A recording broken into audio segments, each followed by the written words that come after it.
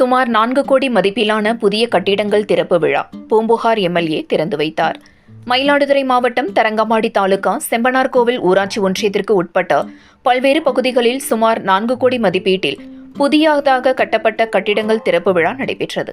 காட்டுச்சேரி, எடுத்துக்கட்டி, எரவாஞ்சேரி, நெடுவாசல், ஈச்சங்குடி, கீழ்மாத்தூர், மாமாக்குடி, மருதம்பள்ளம், தலைவுடையார் கோவில் 10, கருவாழக்கரை, ஆலவேலி, நல்லாடை உள்பட பல்வேறு பகுதிகளில் கிராம ஊராட்சி செயலகம், நியாய விலைக்கடை, அங்கன்வாடி கட்டிடம், துணை சுகாதார வளாகம், பேருந்து நிழற்குடை, பள்ளி வகுப்பறை உள்ளிட்ட புதிய கட்டிடங்கள் திறப்பு விழா நடைபெற்றது. செம்பனார்கோவில் ஒன்றிய பெருந்தலைவர் நந்தினி ஸ்ரீதர் தலைமையில் நடைபெற்ற நிகழ்ச்சியில் திமுக மயிலாடுதுறை மாவட்ட செயலாளர், பூம்புகார் தொகுதி சட்டமன்ற உறுப்பினருமான நிவேதா முருகன் கலந்து கொண்டு புதிய கட்டிடங்களை திறந்து வைத்து குத்துவிளக்கேற்றி வைத்து விழாவில் சிறப்புரையாற்றினார்.